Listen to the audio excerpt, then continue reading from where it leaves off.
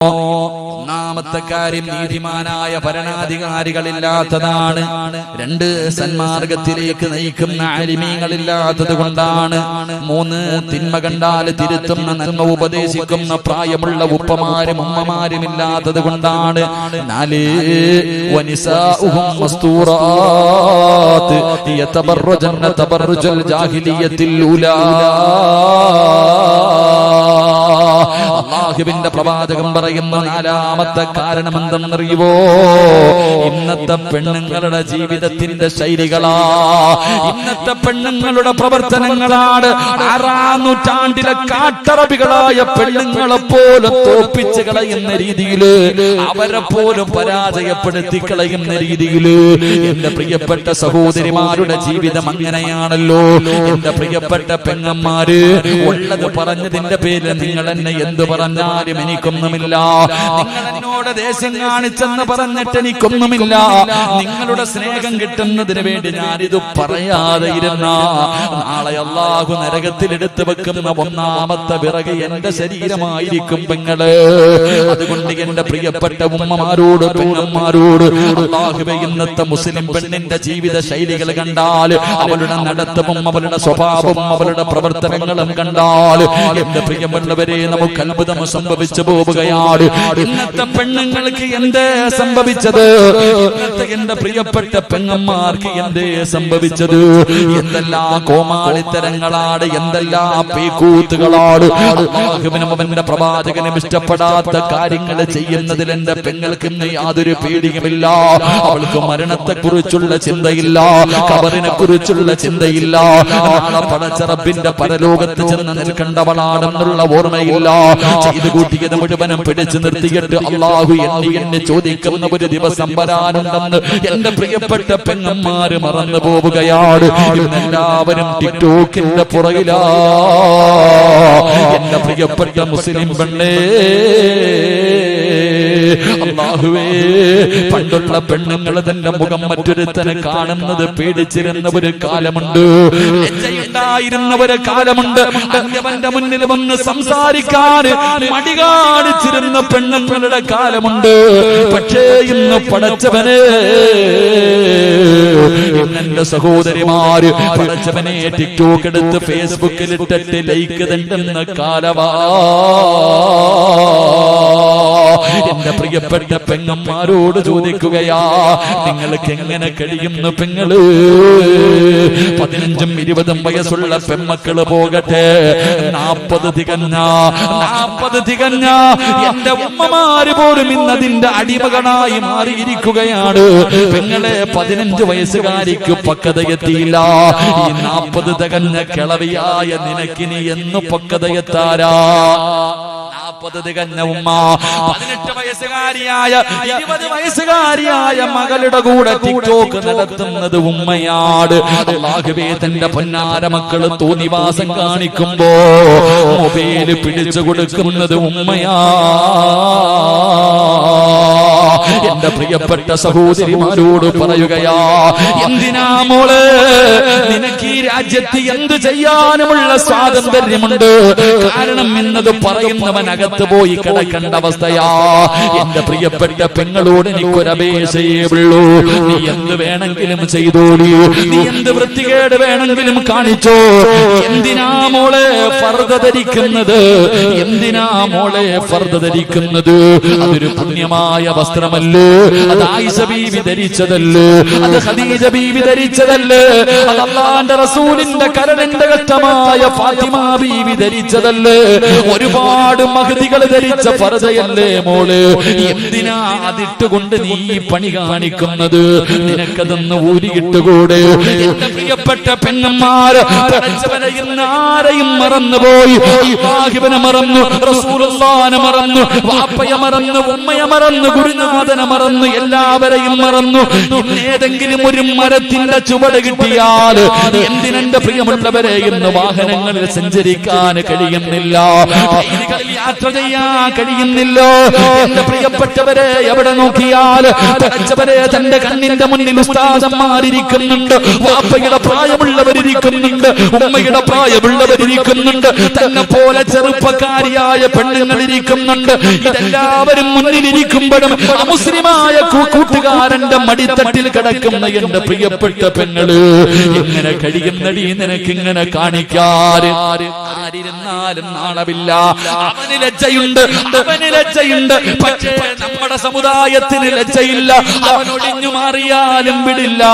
അവന്റെ തോളിലൂടെ കൈയിട്ട് കൊണ്ട് ഉസ്താദന്മാരുടെ മുന്നിലിരുന്ന് സെൽഫി എടുക്കുന്ന പെണ്ണുങ്ങളുടെ കാലമാ. ഏതെങ്കിലും ഒരു മരത്തിന്റെ ചുവട് കിട്ടിയാൽ, ഏതെങ്കിലും ഒരു മരത്തിന്റെ ചുവട് കിട്ടിയാ അവിടെ ഇരുന്നു കൊണ്ട് റബ്ബേ തന്റെ വികാരം തീർക്കുന്ന പെണ്ണുങ്ങളുടെ കാലമാ. എന്റെ പ്രിയപ്പെട്ട സഹോദരിമാരോട് എനിക്ക് പറയാനുള്ളത്, എന്തിനും നിനക്ക് സ്വാതന്ത്ര്യമുണ്ട്. നിന്നെ ചോദിക്കാനും തടയാനും ആരുമില്ല. എന്ത് വേണമെങ്കിലും നിനക്ക് ചെയ്യാം. അതിനാ നിനക്കെതിരെ ആരെങ്കിലും പറഞ്ഞ അവനെ പിടിച്ചകത്തിടാനും ആളുണ്ട്. നിനക്ക് പ്രോത്സാഹനം തരാൻ ആളുണ്ട്, നിനക്ക് കൊടി പിടിക്കാൻ ആളുണ്ട്, നിന്നെ സഹായിക്കാൻ ആളുണ്ട്. പക്ഷേ ഇങ്ങനെ നടക്കുന്ന പെണ്ണുങ്ങളോട് എനിക്ക് പറയാറുള്ളത്, ഒരു ദിവസം നിനക്ക് വരുമ്പോ നീ ഇവരെ എല്ലാവരെയും വിളിക്കണം മോള്. ഇതെല്ലാം കഴിഞ്ഞിട്ട് ഇന്ന് നിന്റെ കൂടെ എല്ലാവരുമുണ്ട്. പക്ഷേ ഒരു ദിവസം നിന്റെ കണ്ണിന്റെ മുന്നിലേക്ക് മലക്കുൽ മൗത്ത് അസ്റായീൽ ഫകസഫിനാ അൻക ഇതാക ഫബസറുക അൽയൗമ ഹദീദ്. നിന്റെ കണ്ണിന്റെ മുന്നിലേക്ക് മലക്കുൽ മൗത്ത് അനുയായികളും ഇറങ്ങി വരും. അവർ പറയും കൊണ്ടുപോകാമെന്നതാടി, നിന്നെ റൂഹ് പിടിക്കാമെന്നതാണ്. വിളിച്ച് കൊടി പിടിച്ചവര്, പ്രോത്സാഹനം തന്നവര്, കൂടെ നടന്നവര്, സൈർ ചെയ്തവര്, നിനക്ക് ലൈക്ക് തന്നവര് എല്ലാവരെയും വിളിക്കില്ല. പടച്ചവനെ ആ മരണത്തിന്റെ രംഗം ഇങ്ങനെ കടന്നു വരുമ്പോ അതാ അവരുകൾ പറയുന്നു, കല്ലാ ഇദാ ബലഗത്തി തറാഖിയ വകീല മൻ റാഖ വظن أنه الفراق والتفت الساق بالساق إلى ربك يومئذ المساق. മലക്കുകൾ പറയുന്ന ദിവസം ആര് വരുമടി നിന്നെ രക്ഷിക്കാൻ? ആ മരണത്തിൽ നിന്ന് രക്ഷിക്കാൻ ആരാ നിനക്ക് വരുന്നത്? ഇതെല്ലാം കഴിഞ്ഞിട്ട് നാളെ ഇന്നിങ്ങനെ നടക്കുമ്പോ അള്ള നിന്നെ ഇങ്ങനെ വെറുതെ വിട്ടിരിക്കുകയാണ്. ഓന്തോടിയാൽ എവിടെ വരെ ഓടും പെണ്ണ്, നീ പോയാൽ എവിടെ വരെ പോകുമടി? ഈ ഓട്ടത്തിനൊരവസാനമുണ്ട്. അള്ള പറയുകയാ, അള്ള പറയുകയാ, വത്തഖൂ യൗമൻ തുർജഊന ഫീഹി ഇലല്ലാഹ്. എവിടെ പോയാൽ ഒരു ദിവസം നീ എന്റെ മുന്നിൽ തിരിച്ചു വരുമടി. നീ എവിടെ പോയാൽ നാളെ എന്റെ മുന്നിൽ വന്ന് നിൽക്കുന്ന ഒരു ദിവസം നിനക്ക് വരാനുണ്ട്. അതുകൊണ്ട് പെങ്ങളോട് പറയുകയാ, ഇന്നെല്ലാ ഫ്രണ്ട്ഷിപ്പാണ്. ഇവന്റെ കയ്യിൽ പിടിച്ചാലും കുറ്റം പറയാ പാടില്ല. ഇന്നലക്ക് കൂട്ടുകാരാണ്. പെങ്ങളെ വ്യഭിചാരമെന്ന് പറഞ്ഞാൽ ആണും പെണ്ണും കിടപ്പറയിൽ കിടന്ന് ശാരീരികമായി ബന്ധപ്പെടുന്നതിന് മാത്രമല്ല വ്യഭിചാരമെന്ന് പറഞ്ഞത്. അല്ല വ്യഭിചരിക്കരുതെന്നല്ല പറഞ്ഞത്. വലാ തഖ്റബുസ്സിനാ ഇന്നഹു കാന ഫാഹിശാ. വ്യഭിചരിക്കരുതെന്നല്ല പറഞ്ഞത്. നിങ്ങൾ അടുക്കല്ല്, നിങ്ങൾ അടുക്കല്ല്. അവന്റെ കയ്യിൽ പിടിക്കുന്നത് വ്യഭിചാരമാണ്. അവനെ കാണുന്നത് വ്യഭിചാരമാണ്. അവനോട് സംസാരിക്കുന്നത് വ്യഭിചാരമാണ്. അവൻ പറയുന്നത് കേൾക്കുന്നത് വ്യഭിചാരമാണ്. അവനെ കുറിച്ച് ചിന്തിക്കുന്നത് വ്യഭിചാരമാണ്. ഇത് വ്യഭിചാരമാണ്, വ്യഭിചാരമാണ്. ഇങ്ങനെ വ്യഭിചരിക്ക് നടക്കുന്നവന്റെ ആയുസ് കുറവാണ്. ഇങ്ങനെ വ്യഭിചരിച്ച് നടക്കുന്നവന്റെ ആയുസ് കുറവാണ് പൊന്നുമോനെ. അതുകൊണ്ട് എന്റെ പ്രിയപ്പെട്ട പെങ്ങന്മാരോട് പറയുകയാ, അഹങ്കാരം കുറയ്ക്ക് പെണ്ണേ, ഒന്ന് താഴെ ഇറങ്ങടി പൊന്നുമോള്. 50 വയസ്സുള്ള നിന്റെ ഉമ്മ ചെയ്യാത്ത പാപം ഈ 18 വയസ്സിന് നീ ചെയ്തില്ലേ പൊന്നുമോള്? 20 വയസ്സുള്ള 25 വയസ്സുള്ള പെങ്ങളോട് ഞാൻ ചോദിക്കുകയാ, നിന്റെ ഉമ്മയുടെ ഉമ്മ 60 വയസ്സ് 70 വയസ്സ് വരെ ജീവിച്ചവരാ. നിന്റെ അടുക്കൽ എത്രയോ പ്രായം ചെന്ന ഉമ്മ ഇരിപ്പുണ്ട്. ആ ഉമ്മ 60 കൊല്ലം കൊണ്ട് ചെയ്യാത്ത പാപം മോളെ നിന്റെ ഈ ചെറിയ പ്രായത്തിൽ ചെയ്ത് കളഞ്ഞില്ലേടി. ഇനിയെങ്കിലും നിനക്കൊന്ന് നന്നായിക്കൂടെ? ഇനിയെങ്കിലും ഇതെല്ലാം ഒന്ന് നിർത്തിക്കൂടെ? എന്റെ യുവത്വത്തോട് എനിക്ക് പറയാറുള്ളത്, എന്റെ പെങ്ങന്മാരോട് എനിക്ക് പറയാറുള്ളത്, അല്ലാഹുവിന്റെ പ്രവാചകന് 3 വിഭാഗം പെണ്ണുങ്ങളെ ശപിച്ചിരിക്കുകയാ. അല്ലാഹുവിന്റെ റസൂൽ അവിടെന്ന് പറഞ്ഞു, സ്വഹാബാ 3 വിഭാഗം പെണ്ണുങ്ങളെ അല്ലാഹു ശപിച്ചിരിക്കുകയാ.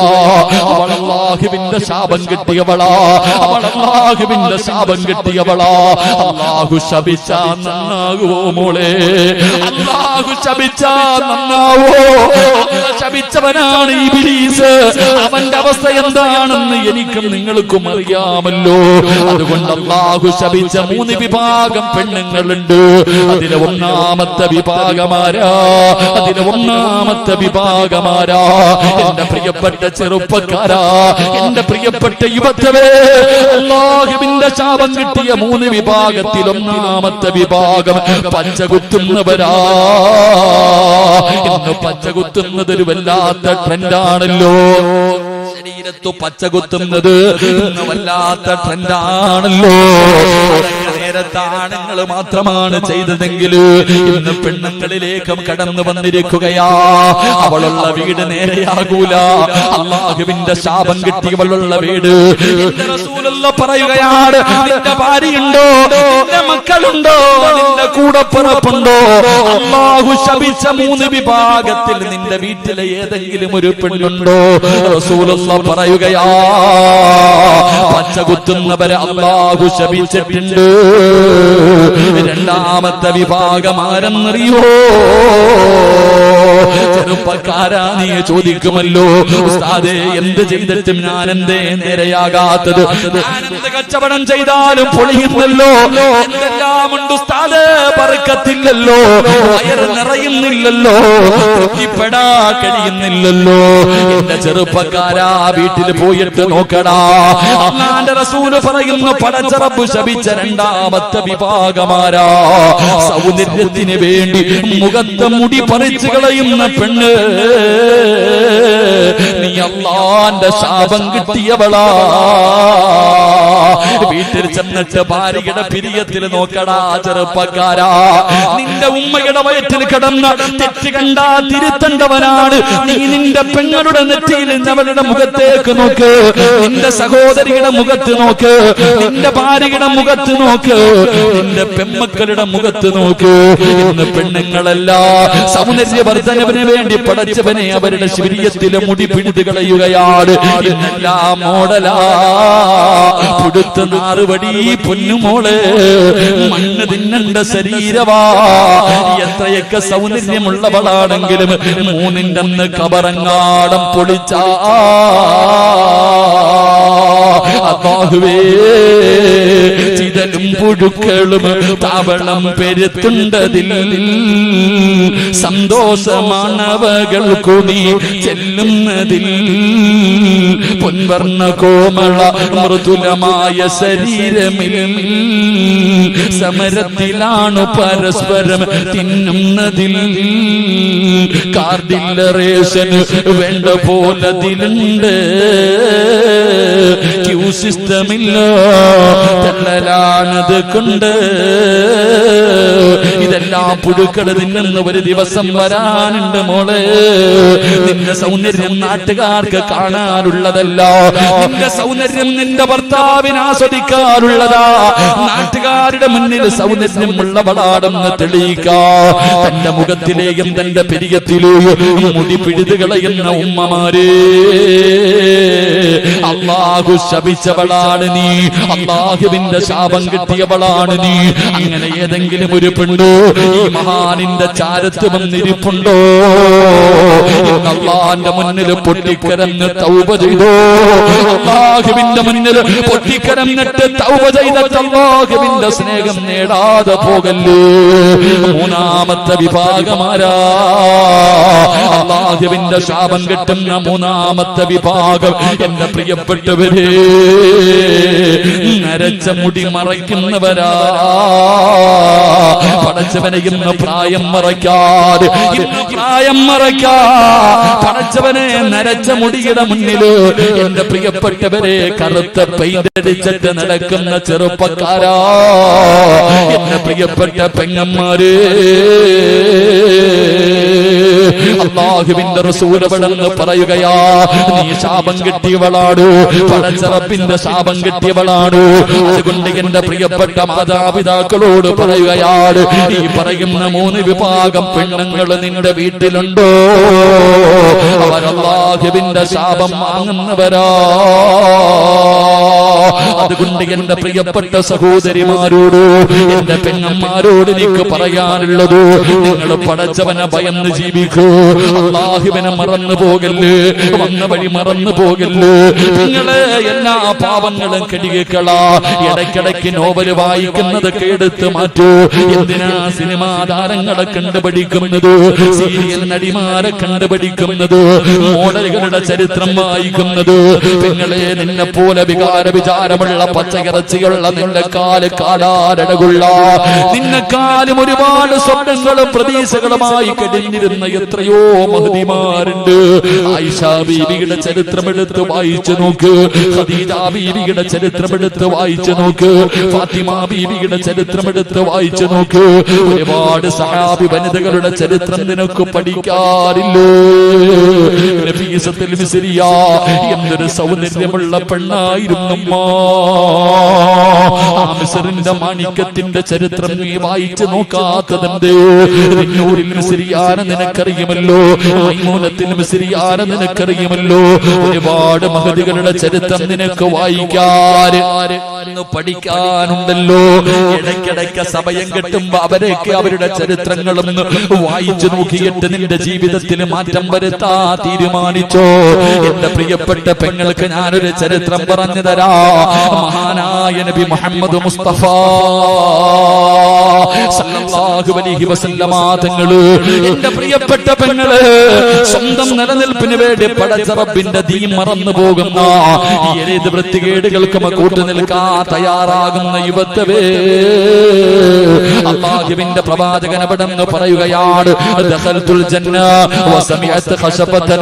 അല്ലാഹുവിന്റെ പ്രവാചകൻ സ്വർഗ്ഗത്തിലൂടെ നടന്നു പോകുമ്പോ അതാ മുത്തുനബിയുടെ മുന്നിലൂടെ സ്വർഗ്ഗത്തിൽ ഒരു പെണ്ണിങ്ങനെ നടന്നു പോവുകയാ. അല്ലാഹുവിന്റെ പ്രവാചകന്റെ മുന്നിലൂടെ സ്വർഗ്ഗത്തിൽ ഒരു പെണ്ണിങ്ങനെ നടന്നു പോവുകയാണ്. ആരാണെന്നറിയുന്നില്ല. അല്ലാഹുവിന്റെ റസൂലിനെ വല്ലാത്ത അത്ഭുതമായി പടച്ചവര്, എന്നെക്കാലം മുമ്പേ സ്വർഗ്ഗത്തിൽ ഒരു പെണ്ണ് കടന്നു പോകുന്നു. മുത്തുനബിയാണ് സ്വർഗ്ഗം തുറക്കുന്നത്.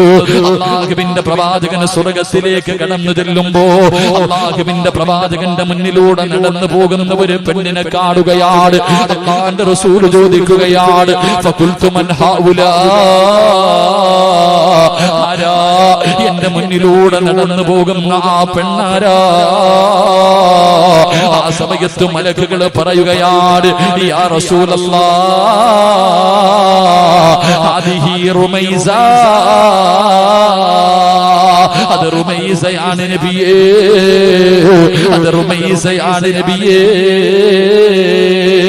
ആരാണ് റുമൈസ എന്നറിയുമോ? അനസ് ഇബ്നു മാലിക് റളിയല്ലാഹു തആല അൻഹു, അനസ് റളിയല്ലാഹു തആല അൻഹുവിന്റെ പ്രിയപ്പെട്ട മാതാവാണ് മഹ്ദി ഉമ്മു സുലൈം. ഉമ്മു സുലൈം റളിയല്ലാഹു തആല അൻഹ, എന്റെ പ്രിയപ്പെട്ട പെങ്ങന്മാർക്ക് ആ സഹാബി വനിതയുടെ ചരിത്രം അറിയുമോ? അനസ് റളിയല്ലാഹു തആല അൻഹുവിന്റെ ഉമ്മയാണ്. അല്ലാഹുവേ, മഹ്ദിയുടെ ചരിത്രം എടുത്ത് വായിച്ചു നോക്ക് പെങ്ങള്. അല്ലാഹുവിന്റെ ദീനിന് വേണ്ടി സ്വർഗം കിട്ടാൻ എന്തൊക്കെ ത്യാഗം സഹിച്ചവനെന്നറിയുമോ? പരിശുദ്ധ ദീനിനെ കുറിച്ച് കേൾക്കുകയാണ്, മുത്തുനബിയെ കുറിച്ച് കേൾക്കുകയാണ്. ഉമ്മു സുലൈം റളിയല്ലാഹു തആല മുസ്ലിമാവുകയാ. അല്ലാഹുവിന്റെ ദീനിലേക്ക് ഷഹാദത്ത് കലിമ പറഞ്ഞിട്ട് കടന്നു വരികയാണ്. മുസ്ലിമായിട്ട് ഉമ്മു സുലൈം എന്ന പെണ്ണ് തന്റെ പൊന്നാര അനസ് എന്ന് പറയുന്ന പിഞ്ചു മകന്റെ കയ്യിൽ പിടിച്ചുകൊണ്ട് വീട്ടിലേക്ക് കടന്നു ചെല്ലുമ്പോ മാലിക് എന്ന ഭർത്താവ് പറയുന്ന ഉമ്മു സുലൈം,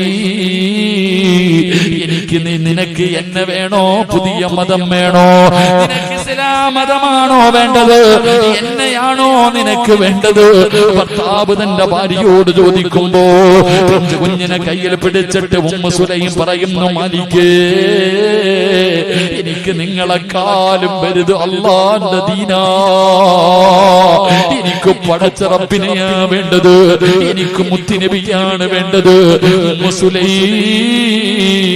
മതം കളഞ്ഞില്ലെങ്കിൽ ഞാൻ എന്നെ ഉപേക്ഷിക്കും. ഉമ്മു സുലൈം, ഭർത്താവ് പറയുകയാ, നിന്നെ ഞാൻ ഉപേക്ഷിക്കും, ഈ പിഞ്ചു മകനെയും കൊണ്ട് നീ ഒറ്റയ്ക്ക് ജീവിക്കേണ്ടി വരും. ഉമ്മു സുലൈം റളിയല്ലാഹു തആല പറഞ്ഞു, അല്ലാഹുവിന്റെ ദീൻ വലിച്ചെറിയാൻ എനിക്ക് പറ്റൂല. എനിക്ക് അല്ലാഹുവിനെ വേണം, എനിക്ക് മുത്തുനബിയെ വേണം, എനിക്ക് എന്റെ ദീൻ വേണം. അതുപോലെ നിങ്ങളെയും എനിക്ക് വേണം, നിങ്ങളെ ഉപേക്ഷിക്കാൻ എനിക്ക് കഴിയില്ല. അതാ ഉമ്മു സുലൈം റളിയല്ലാഹു തആലയുടെ മറുപടി കേൾക്കുമ്പോൾ മാലിക് എന്ന് പറയുന്ന ഭർത്താവുണ്ടല്ലോ, പടച്ചവനെ തന്റെ പൊന്നാര മകനെ കയ്യിലേൽപ്പിച്ചിട്ട് അവിടെ വീട്ടിൽ നിന്നിറങ്ങി പോവുകയാണ്. ചോര കുഞ്ഞിനെ മാറിടത്തിലേക്ക് ചേർത്ത് പിടിച്ചിട്ട് ഉമ്മു സുലൈം നിന്ന് കരയുകയാ. എന്ത് ചെയ്യണമെന്നറിയില്ല. മുസ്ലിമായതിന്റെ പേരിൽ തന്റെ പ്രിയപ്പെട്ട ഭർത്താവ് ഉപേക്ഷിച്ചിട്ട് ഇറങ്ങി പോവുകയാണ്. Ummu Sulaim തകർന്നില്ല. അനസ് എന്ന് പറയുന്ന പൊന്നുമോനെ വല്ലാതെ കഷ്ടപ്പെട്ട് വളർത്തുകയാണ്. അല്ലാഹുവേ, ഒരുപാട് ത്യാഗങ്ങൾ സഹിച്ച് വളർത്തുകയാ. അവസാനം എന്റെ പ്രിയപ്പെട്ടവരെ, മഹാനായ നബി മുഹമ്മദ് മുസ്തഫ സല്ലല്ലാഹു അലൈഹി വസല്ലമ തങ്ങൾ ഹിജ്റ ചെയ്ത നാട്ടിലേക്ക് വന്നപ്പോ എല്ലാവരും അല്ലാഹുവിന്റെ പ്രവാചകന്റെ മുന്നിലേക്ക് ഓടുകയാണ്. ഈ പ്രപഞ്ചം തന്നെ സൃഷ്ടിക്കാൻ കാരണക്കാരനായ മുത്തുനബി മുഹമ്മദ് മുസ്തഫ സല്ലല്ലാഹു അലൈഹി വസല്ലമ തങ്ങളെ കാണുമ്പോ എല്ലാവരും സമ്മാന പൊതിയുമായിട്ട് ഓടുകയാണ്. മുത്തുനബിയുടെ കയ്യിൽ കൊണ്ടുപോയി സമ്മാനം കൊടുക്കുമ്പോ ഉമ്മു സുലൈം റളിയല്ലാഹു തആല വീടിന്റെ അകത്തിരുന്ന് കരയുന്നു, അല്ലാഹ്, എന്റെ കയ്യിലൊന്നുമില്ലല്ലോ റബ്ബേ, മുത്തുനബിക്ക് കൊടുക്കാ, ലോകത്തിന്റെ നേതാവിനെ കൊടുക്കാ. കണ്ടിരുന്ന ആദ്യമായിട്ട് മുത്തുനബിയെ കാണുമ്പോ കൊടുക്കാ, തന്റെ കയ്യിലൊന്നുമില്ലല്ലോ. ഉമ്മു സുലൈം വീടിന്റെ അകത്തിരുന്ന് കരയുകയാണ്. എന്നിട്ട് തന്റെ പൊന്നാര മകനെയുണ്ടല്ലോ, അനസ് എന്ന് പറയുന്ന 10 വയസ്സുള്ള തന്റെ പൊന്നാര മകനെ ഒരുക്കുകയാണ്. പുതിയ വസ്ത്രങ്ങൾ ധരിപ്പിച്ചു, തന്റെ പൊന്നുമോനെ കുളിപ്പിച്ച് വസ്ത്രം ധരിപ്പിച്ച് സുഗന്ധം തേച്ചിട്ട് തന്റെ പൊന്നുമോനെ കെട്ടിപ്പിടിച്ചിട്ട് ചുംബനം കൊടുക്കുകയാ. അനസ് എന്ന് പറയുന്ന പൊന്നുമകൻ ചോദിക്കുന്നു, എന്തിനാവുമ്മ കരയുന്നത്, എന്തിനാവുമ്മ കരയുന്നത്? തന്റെ പൊന്നാര മകന് കെട്ടിപ്പിടിച്ച് ചുംബനം കൊടുത്തിട്ട് കയ്യിൽ പിടിച്ചുകൊണ്ട് ഇലാ ഹദ്റത്തി റസൂലില്ലാഹ്, അല്ലാഹുവിന്റെ പ്രവാചകന്റെ ചാരത്തേക്ക് ഉമ്മു സുലൈം കടന്നു പോവുകയാണ്. അല്ലാഹുവിന്റെ പ്രവാചകന്റെ മുന്നിലേക്ക് കടന്നു ചെന്നിട്ട് അവിടെ നിന്ന് പറയുന്നു, നബിയേ, യാ റസൂലല്ലാഹ്, അല്ലാഹുവിന്റെ റസൂലേ, എല്ലാവരും അങ്ങേക്ക് സമ്മാനം കൊണ്ടുവന്ന് തരുന്നുണ്ട്, വിലപിടിപ്പുള്ള സമ്മാനങ്ങള് എല്ലാവരും അങ്ങയുടെ കയ്യിൽ കൊണ്ടുവന്ന് തരുന്നുണ്ട്. എന്റെ കയ്യിൽ തരാനൊന്നുമില്ല നബിയേ, ഞാൻ പാവപ്പെട്ടവളാ, എന്റെ കയ്യിൽ തരാനൊന്നുമില്ല നബിയേ. എനിക്ക് ലോകത്തിലെ ഏറ്റവും ഇഷ്ടം അല്ലാഹുവും അവന്റെ പ്രവാചകനും കഴിഞ്ഞാൽ എനിക്കിന്ന് ലോകത്തിൽ ഏറ്റവും ഇഷ്ടപ്പെട്ടത് എന്റെ പൊന്നുമകൻ അനസിനെയാണ് നബിയേ. എനിക്ക് ഏറ്റവും ഇഷ്ടപ്പെട്ടത് എന്റെ 10 വയസ്സുള്ള പൊന്നുമോനെയാ. അങ്ങയുടെ കയ്യിൽ തരാൻ എന്റെ കയ്യിലൊന്നുമില്ല. 10 വയസ്സുകാരനായ അനസ് എന്ന് പറയുന്ന പൊന്നുമോനെ മുത്തുനബിയുടെ കയ്യിൽ കൊടുത്തിട്ട് പറയുന്നു, യാ റസൂലല്ലാഹ്, ഇവനെ എടുത്തോ നബിയേ, എന്റെ എന്റെ പൊന്നുപോലെ എടുത്തോ നബിയേ, അങ്ങയുടെ ചെരുപ്പെടുത്ത് തരാൻ, അങ്ങക്ക് വെള്ളമെടുത്ത് തരാൻ, അങ്ങക്കൊരു സാധ്യമായിട്ട് എന്റെ പൊന്നുമകനെ എടുത്തോ നബിയേ. അനസ് എന്ന് പറയുന്ന 10 വയസ്സുള്ള 9.5 മാസക്കാലം ഗർഭം ചുമന്ന് മരണവേദനയുടെ വേദനയും പ്രസവിച്ച തന്റെ പൊന്നാര 10 വയസ്സുള്ള മകന് അല്ലാഹുവിന്റെ റസൂലിന്റെ കയ്യിലേക്ക് വെച്ച് കൊടുത്തിട്ട് ഈ ഉമ്മ പറഞ്ഞതെന്തെന്നറിയുവോ മോനെ അനസ്, നാളെ അല്ലാഹുവിന്റെ പരലോകത്ത് വെച്ച് കാണുമ്പോ ഈ ഉമ്മാനെ നീ കയ്യിൽ പിടിച്ച് സ്വർഗത്തിൽ കൊണ്ടുപോകണേ അനസ്, എന്നെ നീ സ്വർഗത്തിൽ കൊണ്ടുപോകണേ അനസ്. അല്ലാഹുവിന്റെ റസൂലിന്റെ കയ്യിലേക്ക് തന്റെ പൊന്നുമകന്റെ കൈ പിടിച്ച് കൊടുത്തെന്ന് ചരിത്രം പറയുമ്പോ അല്ലാഹു ഇഷ്ടപ്പെട്ട ഒരു മഹാനിന്റെ ചാരത്ത് കടന്നു വന്ന എന്റെ പ്രിയപ്പെട്ട ഉമ്മ പെങ്ങന്മാരോട് ചോദിക്കുകയാ, ആ ഉമ്മ സുലൈം കിടക്കുന്ന സ്വർഗമുണ്ടല്ലോ, ആ സ്വർഗത്തിൽ കിടക്കുന്നത് പോയിട്ട്, ആ സ്വർഗം ചോദിക്കുന്നത് പോയിട്ട്, ആ സ്വർഗമെന്ന് കാണുന്നത് പോയിട്ട്, ആ സ്വർഗത്തിന്റെ പരിമളം 500 വർഷത്തെ വടിദൂരം വരെ അടിച്ചു വീശുമ്പണ്ട്. അന്ന് ശ്വസിക്കാ, അതൊന്ന് ശ്വസിക്കാ നമുക്ക് അർഹതയുണ്ടോ പെങ്ങള്?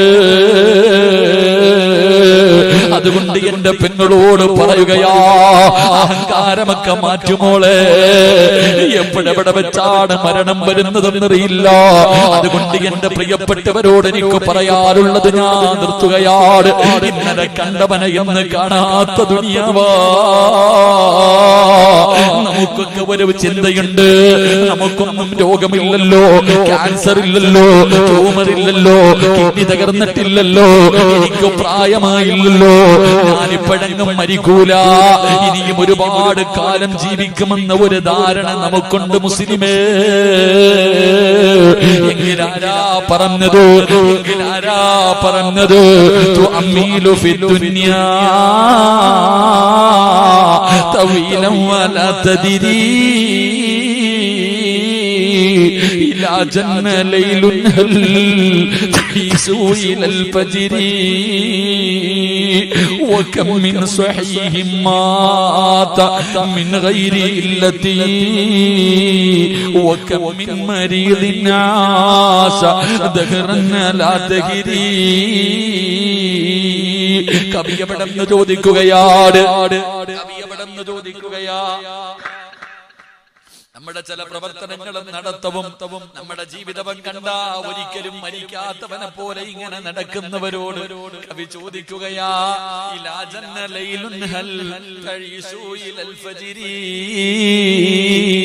രാവിലെ സലാം പറഞ്ഞിട്ട് ജോലിക്ക് പോയ നിന്റെ വാപ്പ എവിടെ പോയടാ? രാവിലെ ജോലിക്ക് പോകുവാണെന്ന് പറഞ്ഞ് കെട്ടിപ്പിടിച്ച് ചുംബനം തന്നിട്ട് ജോലിക്ക് പോയ നിന്റെ വാപ്പ എവിടെ പോയി? രാവിലെ പാതിരാത്രി ഭക്ഷണം കഴിച്ച് ഉമ്മയുടെ കൂടെ കിടപ്പറയിലേക്ക് കടന്ന നിന്റെ വാപ്പ എവിടെ? നിന്റെ ഉമ്മ എവിടെ? രാവിലെ പോയവർ വൈകുന്നേരം തികച്ചില്ല, വൈകുന്നേരത്തെ കടന്നവര് രാവിലെ എഴുന്നേറ്റില്ല. കണ്ടില്ലേടാ കൊണ്ടുപോയത് മൂക്കിന്റെ ദ്വാരം പഞ്ഞി കൊണ്ടടയ്ക്കുന്നേ. കാണേണ്ടവർ കണ്ടോ ഇതാ പൊതിയുന്നേ.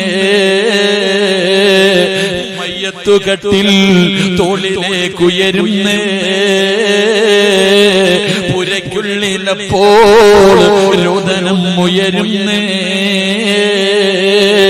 അരുമക്കിടാങ്ങൾ വാപ്പയെ വിളിക്കുന്നേ. അതിനുത്തരം നൽകാതെ നീ കിടക്കുന്നേ. വെള്ള തുണിയിലേക്ക് കുളിപ്പിച്ചിട്ട് നിന്റെ വാപ്പാനെ കൊണ്ടുകിടത്തി, നിന്റെ ഉമ്മാനെ കൊണ്ടുകിടത്തി, നിന്റെ കുടുംബത്തിലെ പലരെയും കൊണ്ടുകിടത്തി. മൂക്കിന്റെ താരത്ത് പഞ്ഞിയെടുത്ത് വെച്ചു, ചെവിയിലും വായിലും കണ്ണിലുമെല്ലാം പഞ്ഞിയെടുത്ത് വെച്ച് 3 കഷ്ടം വെള്ള തുണിയെടുത്ത് പൊതിഞ്ഞിട്ട് അതാ തലയിലും കാലിലും തുണിയങ്ങ് ചുരുട്ടിയിട്ട് 3 കെട്ട് കെട്ടിയിട്ട് പള്ളിയിൽ നിന്ന് കൊണ്ടുവന്ന മയ്യത്ത് കെട്ടിനകത്ത് എടുത്തു വെച്ച് 6 പേര് ചുമന്നുകൊണ്ട് പള്ളിപ്പറമ്പിൽ കൊണ്ടുപോയി കുടിച്ചിട്ട് ചെയ്തില്ലടാ. എന്തേ ചിന്തിക്കാത്തത്? നീ വിചാരിച്ചോ ക്യാൻസർ ഉണ്ടെങ്കിലേ മരിക്കുമെന്ന്, ട്യൂമർ വന്നാലേ മരിക്കുമെന്ന് നീ കരുതിയെങ്കിൽ ഇല്ലടാ. വകം മിൻ സ്വഹീഹിൻ മാത മിൻ ഗൈരി ഇല്ലത്തി, ഒരു രോഗവുമില്ലാത്തവർ പെട്ടെന്ന് വീണും മരിച്ചു പോകുന്നടാ ചെറുപ്പക്കാരാ. കഴിഞ്ഞ ഞായറാഴ്ച ദിവസം ചങ്ങനാശ്ശേരിയിലെ റബ്ബേ 28-ാം തീയതി 27-ാം തീയതി ചങ്ങനാശ്ശേരിയിലെ മക്കാമിൽ കിടക്കുന്ന കറുത്ത തങ്ങളുടെ ആണ്ട് നേർച്ചയായിരുന്നു. എന്റെ പ്രിയപ്പെട്ടവരെ, എന്റെ മഹല്ലില്, ഞാൻ ജോലി ചെയ്യുന്ന മഹല്ലില് അതാ 18 വയസ്സുള്ള ചെറുപ്പക്കാരൻ പടച്ചവനെ ഗൾഫിൽ നിന്ന് വന്നതാണ്, ഗൾഫിൽ നിന്ന് വന്നതാണ്. തന്റെ പൊന്നാര മകനെ കൊണ്ടുവന്ന് വിട്ടിട്ട് വാപ്പ അങ്ങോട്ട് പോയതേ ഉള്ളൂ. ഒരു ദിവസമേ കഴിഞ്ഞുള്ളൂ. 18 വയസ്സുള്ള പൊന്നുമോ ഭക്ഷണം കഴിഞ്ഞിട്ട് കിടന്നതാ. സുബഹിക്ക് എഴുന്നേറ്റില്ല മോനെ. ചെന്ന് നോക്കുമ്പോ അവന്റെ ശരീരം തണുത്ത് വിറച്ചിരിക്കുകയാ. അവന് ക്യാൻസർ ഇല്ല, അവന് ട്യൂമർ ഇല്ല, ഒരു മാരക രോഗവുമില്ല. അവൻ അറ്റാക്ക് ഉണ്ടാകാ, കൊളസ്ട്രോൾ ഇല്ല, ബ്ലോക്ക് വന്നിട്ടില്ല. രാത്രി കിടക്കുമ്പോ ഒരു തലവേദന പോലുമില്ലാത്ത 18 വയസ്സുകാരൻ എന്നാറടി മണ്ണിന്റെ അകത്താ. തന്റെ പ്രിയപ്പെട്ട ഭാര്യ പ്രസവിച്ചിട്ട് 6 മാസം. പടച്ചവനെ, എന്റെ പള്ളിയുടെ നമ്മുടെ പരിസരം കോട്ടയം ജില്ലയില് അതാ തന്റെ പൊന്നാര ഭാര്യ പ്രസവിച്ചിട്ട് 6 മാസമായി.